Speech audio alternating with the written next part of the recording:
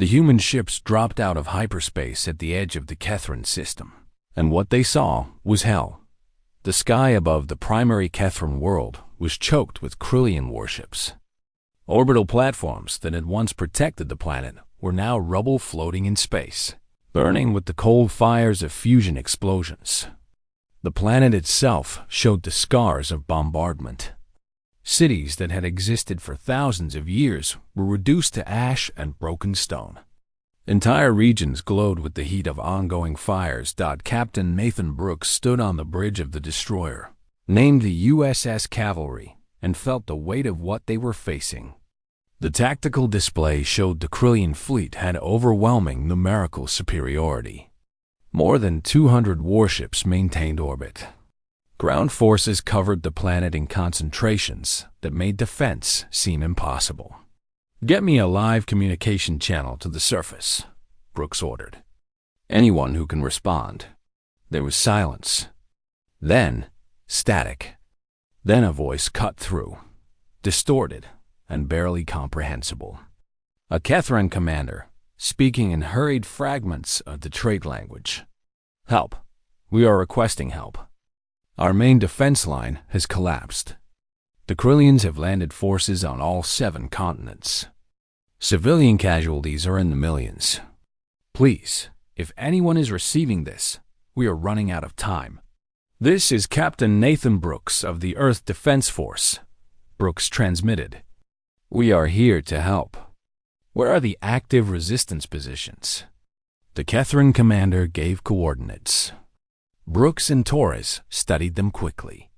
The main Kethran forces had been driven to the southern continent, where they had established a defensive line in a mountain region.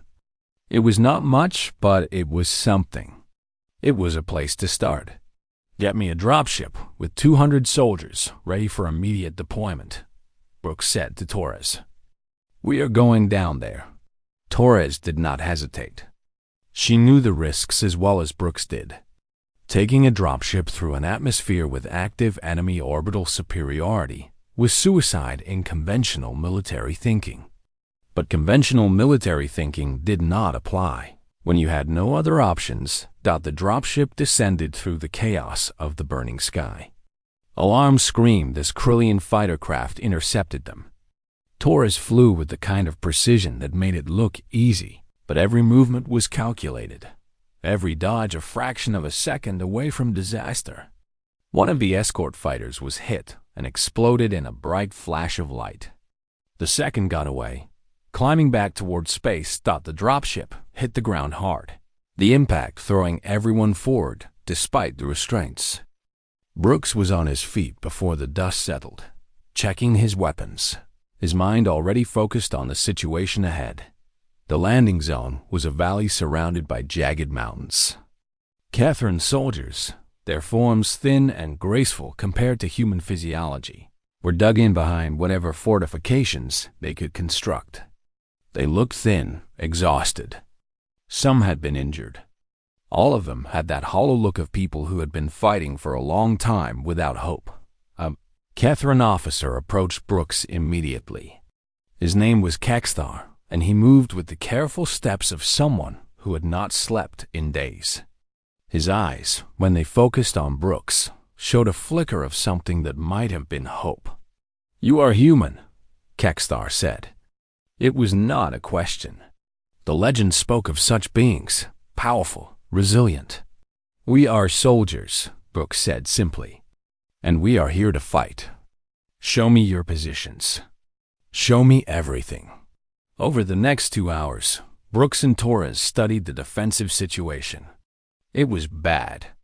The Kethran military was designed for rapid response and coordination, but they had been pushed back repeatedly by an enemy that did not follow their expected tactical patterns. The Krillians were brutal and direct, applying overwhelming force to break resistance. The Kethrans had no experience with that kind of warfare. "They are losing because they are fighting a war of protocol," Torres said quietly to Brooks as they surveyed the line. "The Krillians have no protocol. They just destroy." "Then we change how this war is fought," Brooks said. We teach them that protocol is not the only way to win. He gathered the Kethran officers and his own soldiers. Using a makeshift map, he outlined a strategy. The human forces would reinforce the most critical points of the line. More importantly, they would change the defensive approach. Instead of holding static positions, they would create a mobile defense. Instead of following the rules of engagement that the Kethrans understood, they would use tactics that the Krillians would not expect. The first engagement came that evening. A Krillian assault force, expecting to break through a weakened line with direct force, instead found itself caught in a series of interlocking fields of fire. The humans had set up defensive positions using terrain that the Krillians had ignored. Understanding that their superior firepower would overcome any advantage of position, they were wrong. The Krillians pushed forward anyway, as they always did, confident in their numbers and firepower. The humans responded with coordinated strikes at their weakest points. They used the landscape to funnel enemy forces into kill zones. They exploited gaps in Krillian formation. They moved fast and struck hard, then vanished before overwhelming firepower could target them. When the first assault ended, more than 100 Krillian soldiers lay dead.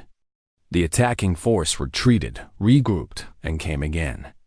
This time, they were more careful, more methodical.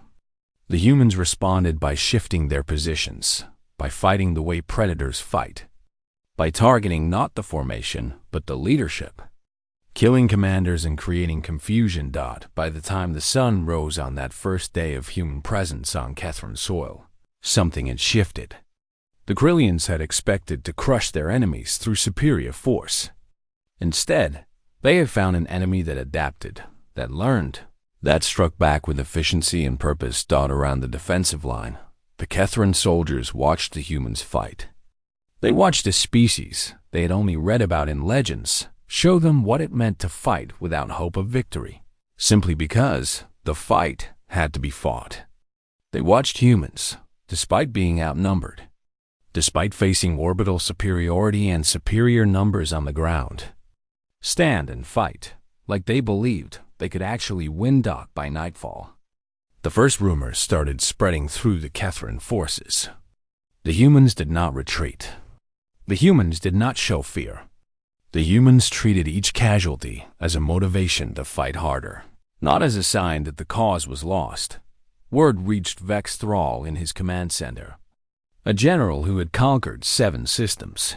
Without significant loss, received a report that his forces were being held back by a small human contingent. He did not believe it at first. He demanded confirmation. The reports were confirmed. The humans numbered in the hundreds. The Krillians numbered in the tens of thousands. And yet the humans were winning tactical engagements, killing Krillian soldiers at a rate that seemed impossible for a force of their size. Vex Thrall considered leaving the matter to his subordinates. Then he considered the reputation stake.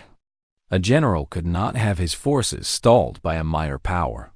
It would invite challenge from every rival within the Krillian military structure. He made a decision. He would arrive in person. He would crush the human presence himself.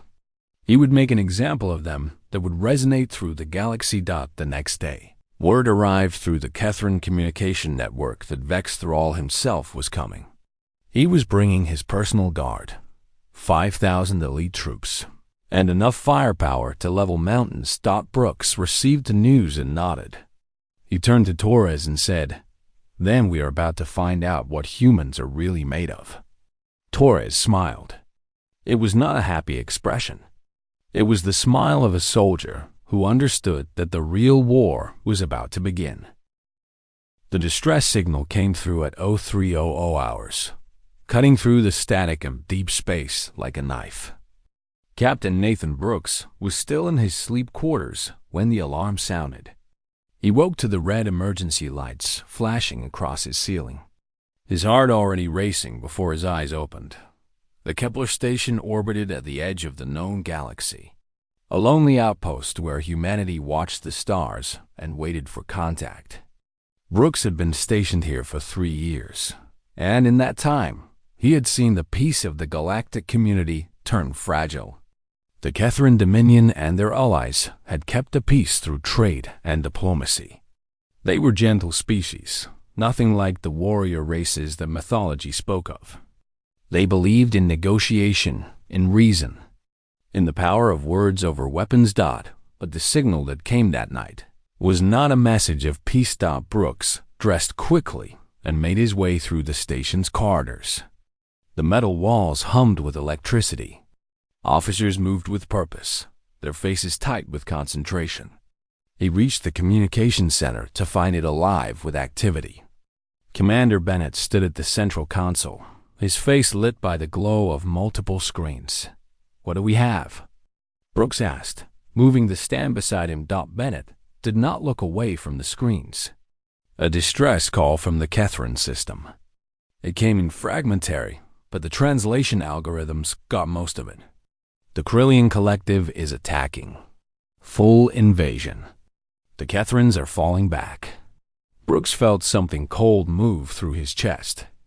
The Krillians were known across the galaxy as an aggressive military force, but they had never shown interest in direct conquest before.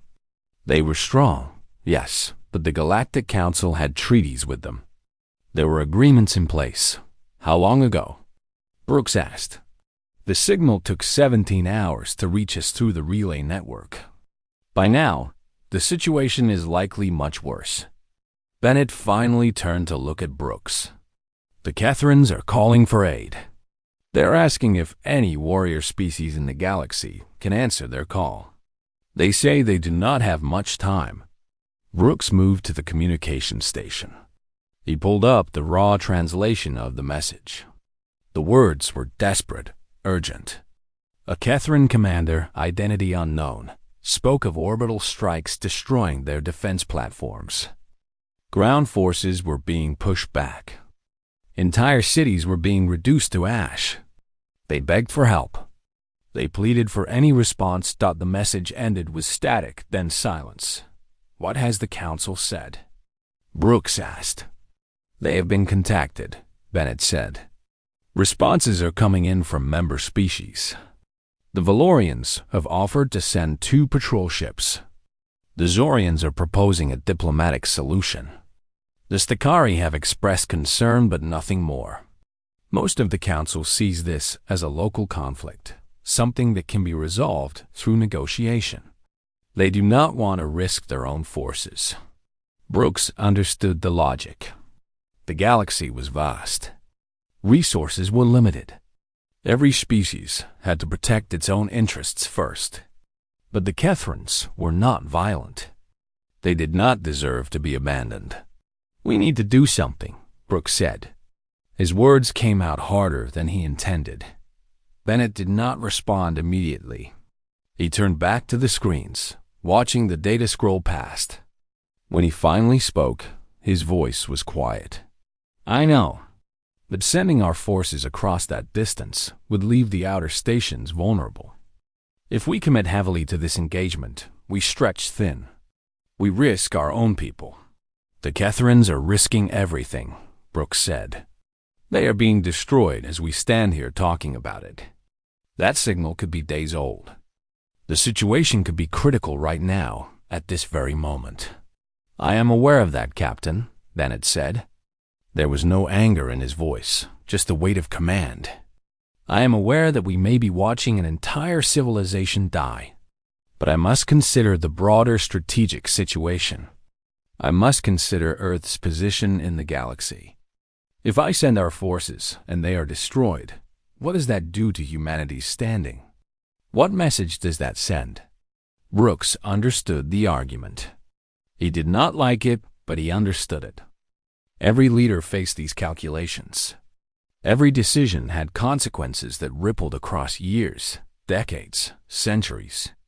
But looking at the distress signal, at those desperate words asking for help, Brooks found that he could not accept the logic of restraint. "Send me," Brooks said. "Give me a strike team. Give me whatever forces you can spare. I will take them to the Kethran system." I will do what I can do. Bennett studied him for a long moment. You understand what you are asking? You understand that this could mean your death? Yes, Brooks said. You understand that the Krillians may destroy you, and we will have lost one of our best officers for nothing. Yes, Brooks said again. But we will have tried. We will have answered their call. That matters. Bennett was quiet for a long time. Around them, the station continued its work. Messages flowed in and out. Data accumulated. The galaxy did not stop moving while they talked. Finally, Bennett nodded. I will give you what I can. 1 destroyer. 1 support frigate.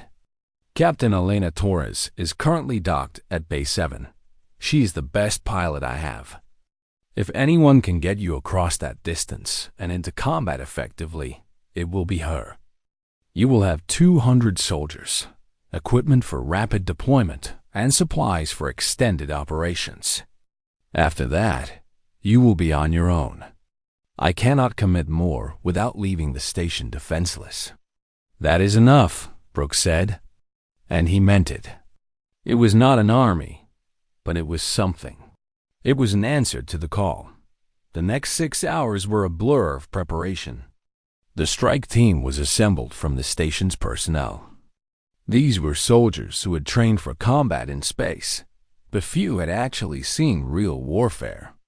They were competent and brave, but they were also young. Many of them were young. Captain Elena Torres arrived at the briefing looking sharp. Her dark hair pulled back, her uniform crisp. She was Hispanic, strong, with the kind of confidence that came from 3 decades of military service. She looked at the tactical situation and let out a low whistle. This is a hell of an engagement, she said. The Krillians have full orbital superiority. We will be coming in against entrenched positions. I know, Brooks said, but we are coming anyway. Torres nodded. She did not argue. She did not ask questions about the wisdom of the mission. She simply accepted it as an order and began calculating how to make it possible. The ships launched at 0830 hours. Brooks stood on the bridge of the destroyer, watching the Kepler station recede. Ahead of them stretched the darkness of space. And beyond that, somewhere 17 hours away, the Kethrans were dying. In the Krillian command center, millions of kilometers away. A general named Vex Thrall received a report that a small human fleet had left the Kepler station, heading toward the Kethran system. He looked at the readout, noting the ship classes and estimated firepower. Then he turned to his subordinates and laughed. Humans, he said, the word dripping with contempt. They send humans. How amusing. His command staff joined in the laughter.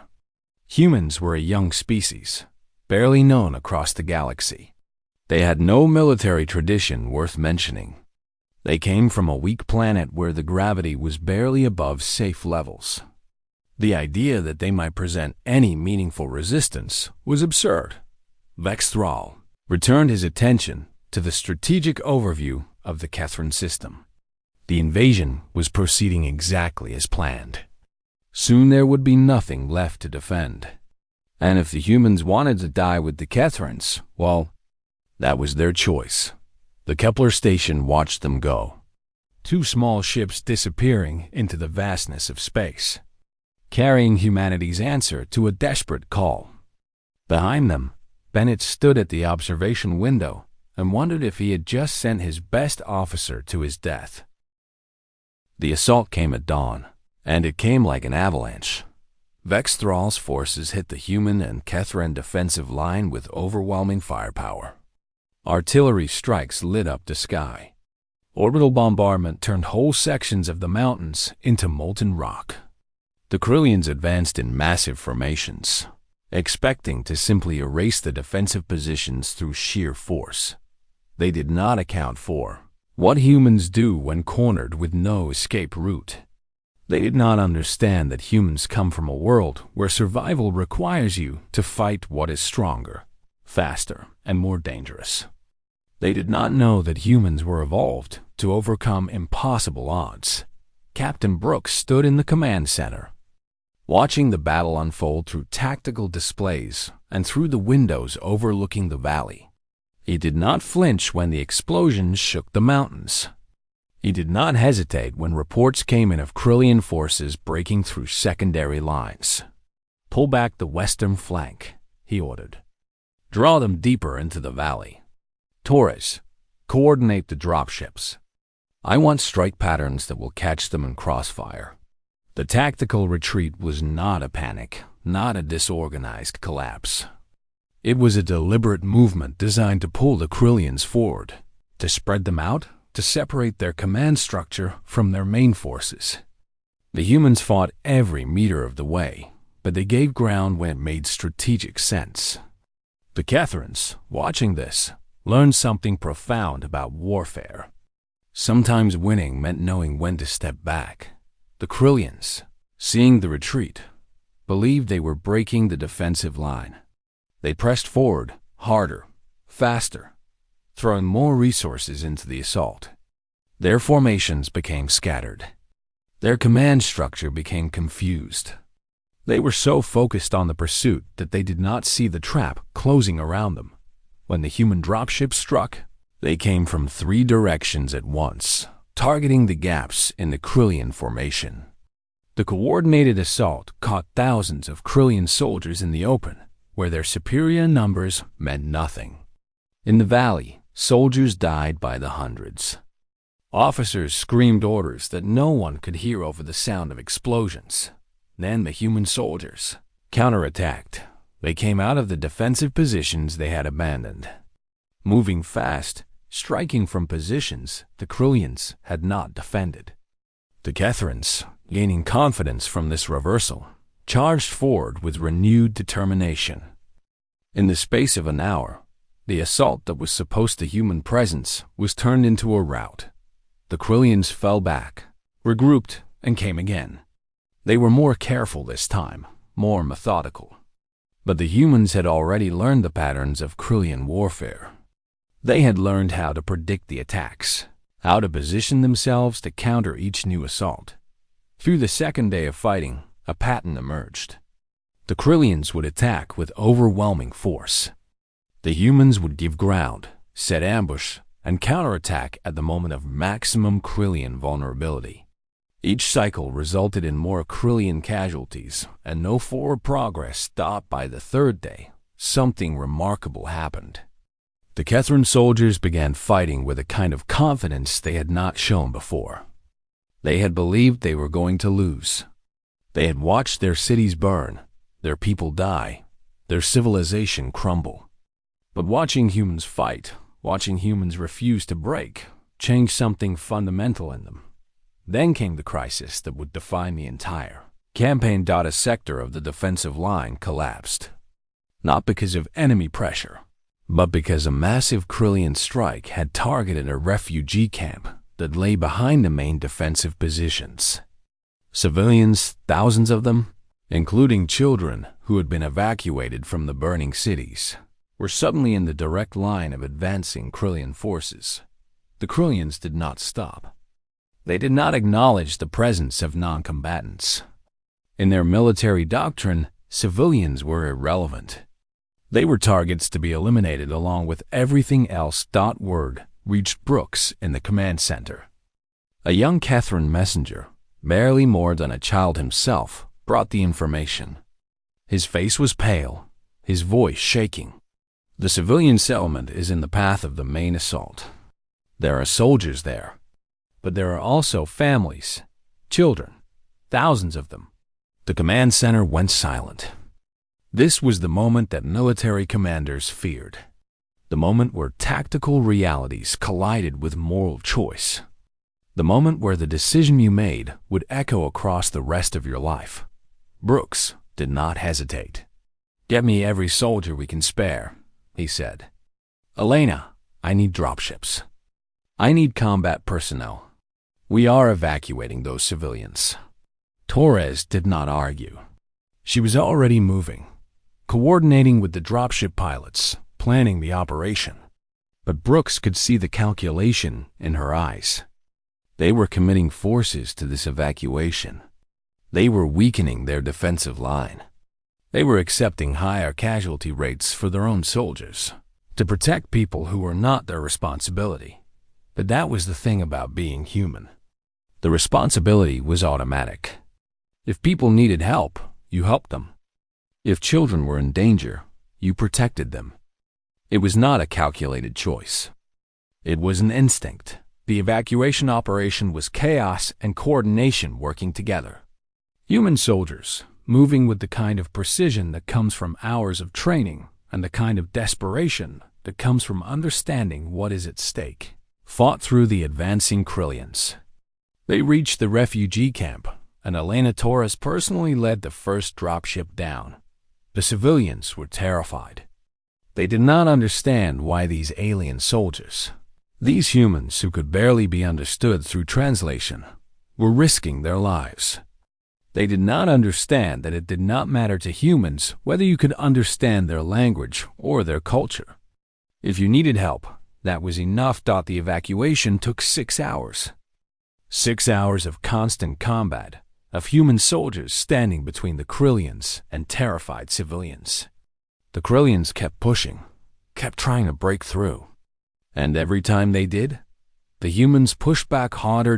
By the end of the operation, 300 civilians had been saved.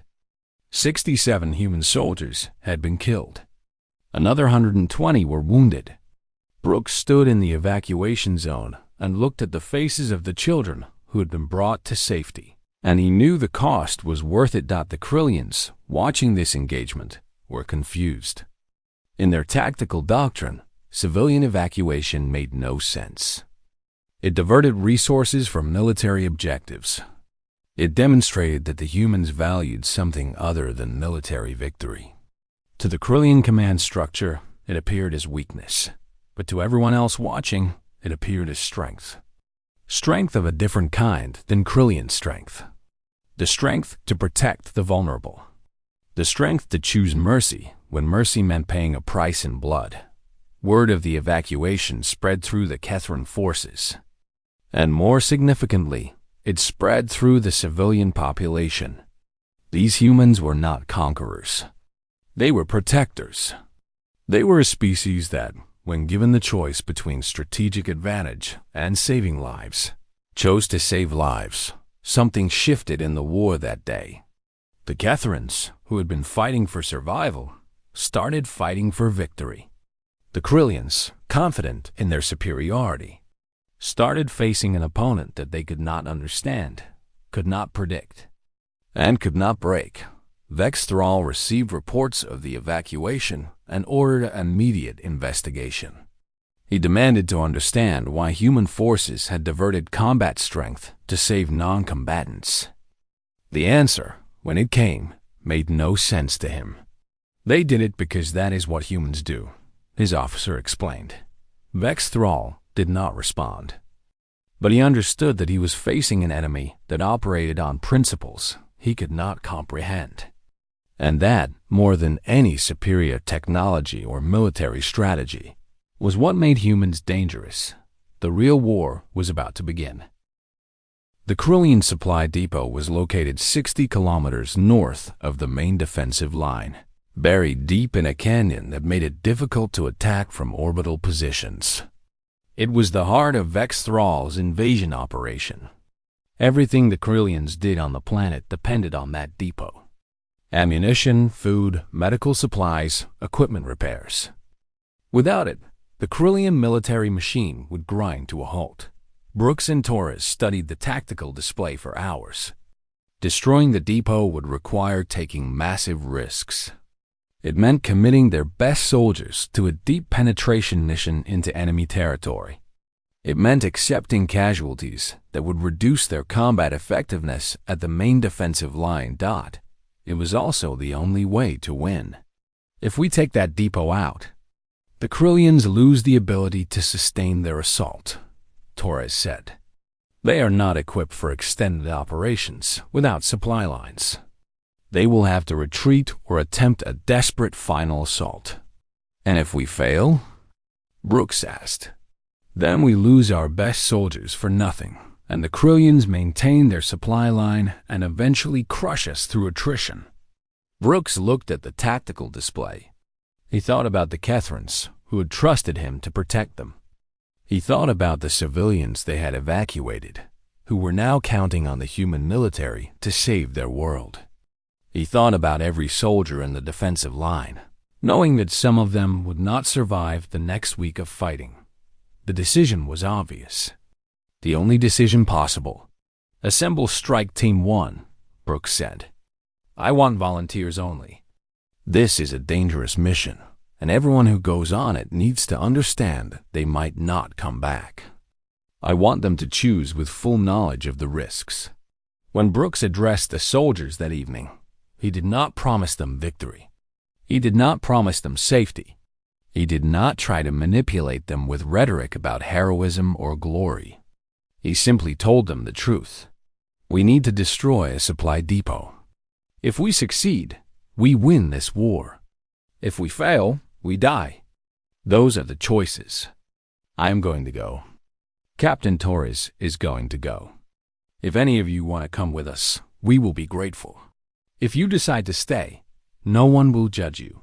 200 soldiers volunteered immediately. There were more volunteers than spots available. Brooks had to choose, and he selected the best soldiers he had. The strongest, the fastest, the ones with the best tactical sense, the ones he trusted to survive impossible situations. They left before dawn, moving through the darkness with night vision equipment that gave them advantages the Krillians could not overcome. The journey took 8 hours. The terrain was rough, the risk constant. Krillian patrols moved through the region, but the humans moved with discipline and quiet, avoiding contact. The supply depot, when they reached it, was heavily defended. Krillian soldiers patrolled the perimeter. Anti-air defenses covered the main entrances. The facility was designed to be a fortress. Brooks and Torres studied it from a hillside overlooking the canyon. They had one chance to do this right. One chance to strike before the Krillians could mount an overwhelming response. "The eastern side has the least coverage," Torres pointed out. "If we come in from the cliff face above the depot, they will not expect an assault from that direction." It was incredibly dangerous. The cliff face was steep, nearly vertical. If soldiers fell, they died. If the Krillians spotted them while they were on the cliff, they were trapped with nowhere to go. It was exactly the kind of risky move that humans were evolved to make. They attached climbing equipment and began the ascent. It took 4 hours to get the entire team positioned above the depot. When they started moving, they moved with controlled violence. Rappel lines were deployed. Soldiers descended from above, while others attacked the main entrances from the ground. The Krillians, caught between multiple assault vectors, were confused. By the time they organized a coherent defense, the humans were already inside the facility. What followed was close quarters, combat in the narrow corridors of the supply depot. The Krillians were stronger, heavier, more heavily armored. But the humans moved faster, fought smarter, and showed no mercy. They hit hard, moved on, hit harder again. They did not try to hold ground. They moved through the depot like predators, killing anyone who tried to stop them, destroying everything that made the facility functional. Brooks personally placed explosive charges on the main ammunition storage area. Beside him, Torres worked on the medical and supply section. Around them, soldiers moved with single-minded purpose, destroying, killing, advancing. The Krillians tried to counterattack, but they were disorganized. The humans had achieved surprise and momentum, and they used both advantages with brutal efficiency. In the span of 40 minutes, the supply depot, which had supported the Krillian invasion, was completely destroyed. The explosions were enormous. The ammunition storage went up in a massive chain reaction that lit up the night sky. Fire spread through the facility. The structure itself began to collapse. "Fall back to the extraction zone," Brooks ordered. "Torres, get the dropships in." The withdrawal was orderly but fast. Krillian forces tried to mount a pursuit, but the humans had already moved 3 kilometers away when they reached open ground. The dropships came in from high altitude, providing covering fire while the soldiers boarded Dodd as they lifted off. Brooks watched the supply depot burn. He estimated that at least 5,000 Krillian soldiers had died in the operation. The destruction of the facility would set the Krillian military operation back by weeks, maybe months. It would eliminate their ability to sustain the assault. The cost had been high. 37 of his soldiers had been killed in the operation. Another 94 were wounded. Brooks felt the weight of those losses. He knew the families waiting back on Earth. He knew the soldiers who would not be coming home. But he also knew that those losses had saved the lives of thousands of Kethrans, both military and civilian. When they returned to the main defensive line, they found that the Krillian assault had slowed. Without supplies, Vexthrall was forced to make a choice. He could attempt a final desperate assault before his forces completely ran out of ammunition and supplies. Or he could attempt a retreat and try to resupply through other means. He chose the assault. For 3 days, the Krillians threw everything they had at the human and Kethran defensive lines. It was brutal, desperate fighting. Soldiers on both sides died by the hundreds. The defensive line wavered. At one point, it nearly broke. But Brooks had changed something fundamental in how the war was fought. The Kethrans were no longer just resisting. They were fighting to win. And the humans, despite their exhaustion, despite their losses, refused to give up. On the 4th day of the final assault, Vexthrall realized that he was losing. His forces were running out of ammunition. His supply lines were destroyed. His soldiers were showing signs of breaking. For the first time in his military career, he faced the reality of defeat. He made a decision that would define the rest of his life. He would face the humans personally. He would challenge their captain in single combat, warrior to warrior. If he won, perhaps his soldiers would rally. If he lost, at least he would die with honor. He sent a message to Brooks. "I am Vexthrall, General of the Krillian Collective. I challenge the human captain to face me in combat, 1 warrior to 1 warrior. The outcome of this battle will determine the outcome of this war." Brooks received the message. He understood what it meant. In Krillian culture, a challenge between leaders had weight. A victory or defeat would shift the momentum of the entire conflict. He accepted the challenge. The battle would happen at dawn, in the neutral ground of the valley between the 2 forces. Thousands of soldiers from both sides would watch. Everything they had fought for would be decided in the space of minutes. In direct combat between 2 leaders, Brooks spent the night preparing. He cleaned his weapons. He checked his armor. He did not sleep. He thought about the Kethrans who had put their trust in him. He thought about the civilians who had been evacuated.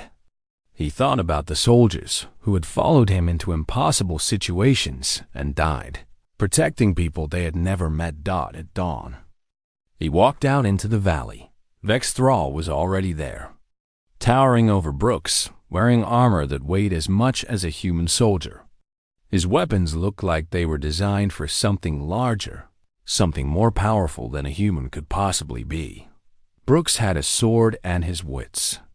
He had the knowledge that came from a life spent fighting against things that were stronger, larger, and more dangerous than he was. The 2 warriors faced each other across the open ground. The sun rose higher. The valley fell silent, and then they moved toward each other, and everything changed. The first exchange of blows was almost over before Brooks realized it had started.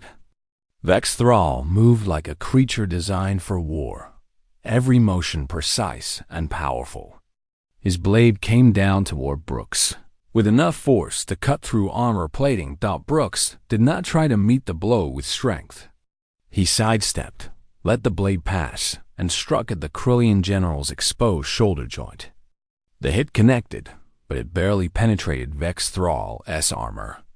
The Krillian commander did not even slow down. This was not a fight that Brooks could win through direct confrontation. Vex Thrall was stronger, faster, and protected by armor that was superior to anything Brooks wore. The human captain understood this immediately. He would have to fight the way humans had always fought when confronting things larger and more powerful than themselves. He would fight smart. The battle became a dance of motion and positioning. Every time Vex Thrall attacked, Brooks moved slightly too fast to be caught. Every time the Krillian tried to pin him down, the human created space and escaped.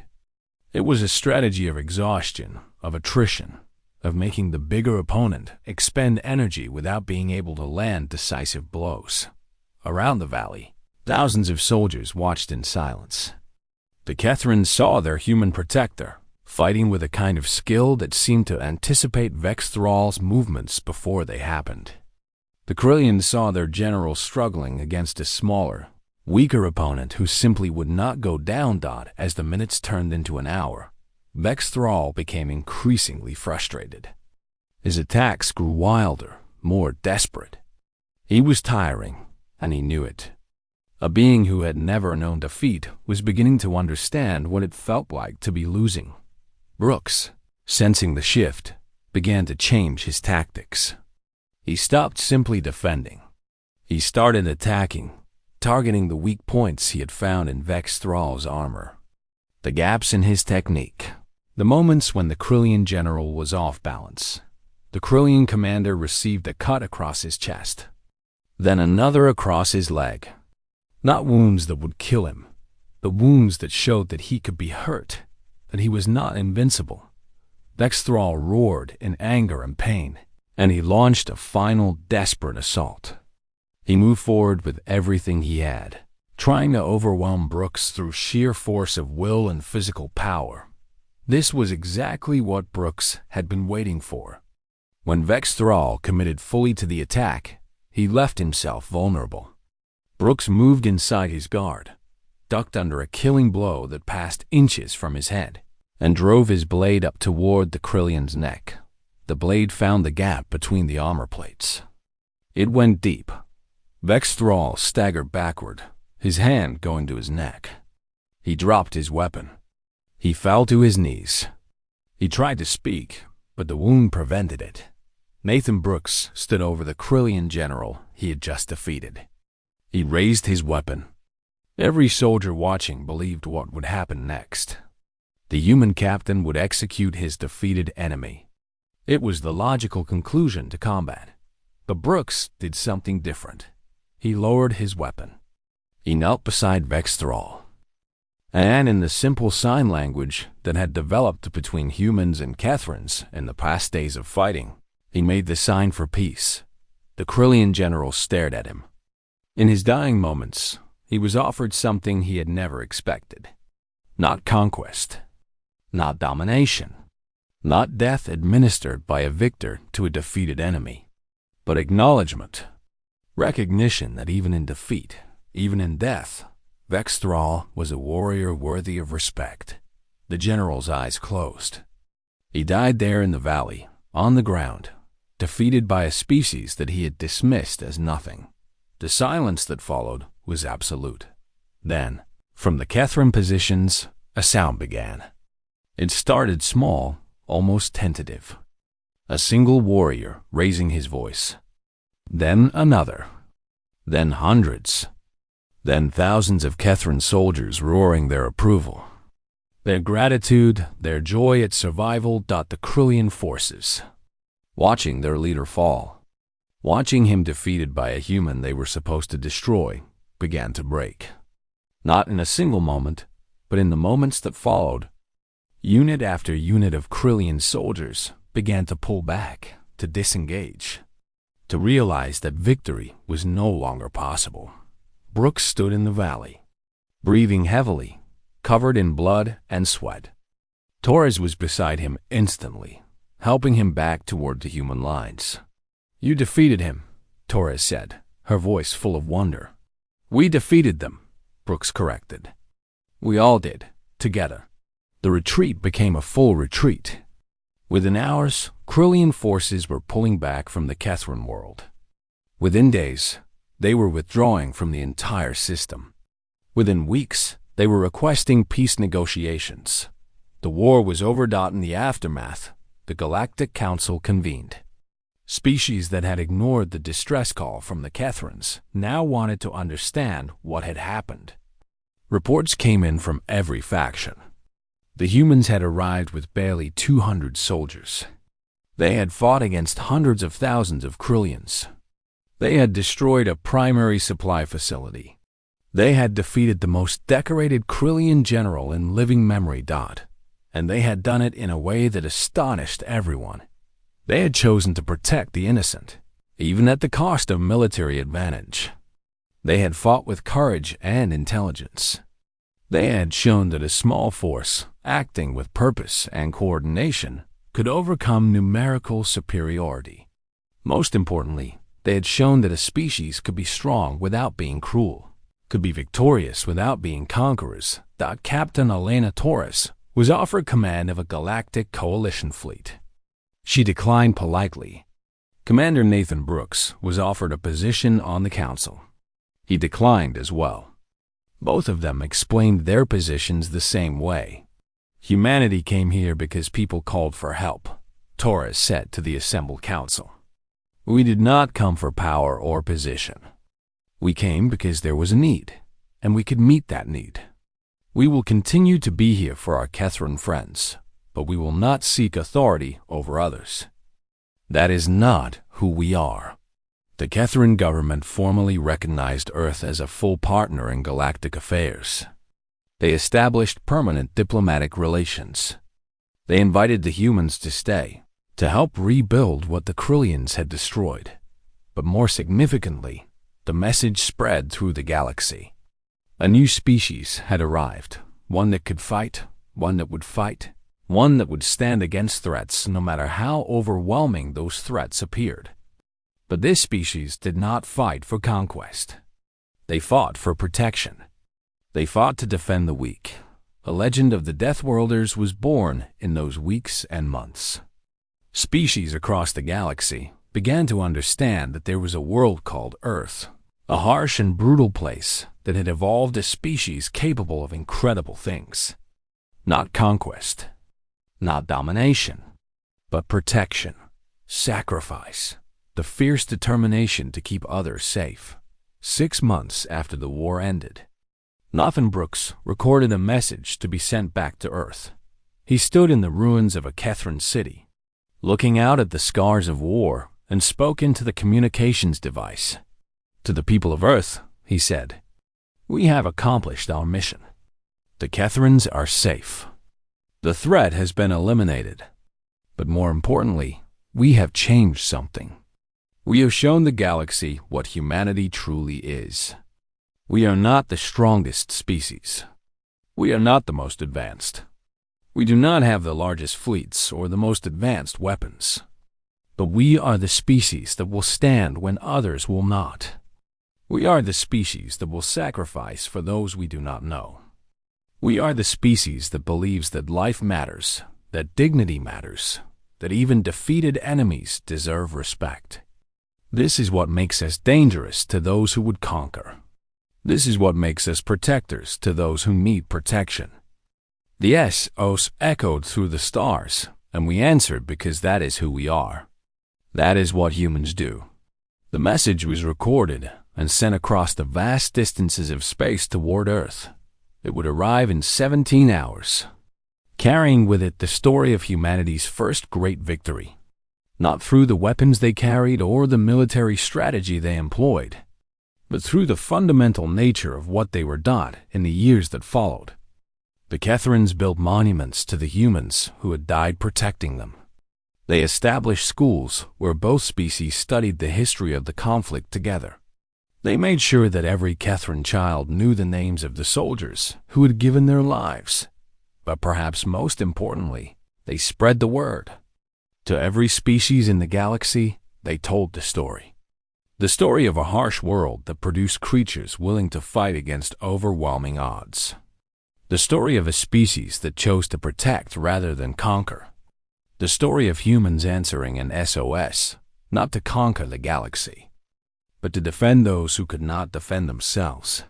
And in every corner of the known universe, beings of all species heard that story and understood one simple truth. Humanity was different. Humanity was something new. And perhaps when darkness came and threats emerged, there was hope. There was protection. There were the Deathworlders, the humans, who would answer the call. The SOS that echoed through the stars had found its response. And the galaxy would never be the same dot somewhere far away. In a system called Kepler, Commander Bennett received Brooks's message. He listened to every word, and he allowed himself to believe what he had hoped in that moment when Brooks left the station. Humanity would be all right. More than all right. Humanity would be remembered as the species that answered when others turned away. They would be remembered as protectors, as guardians, as something noble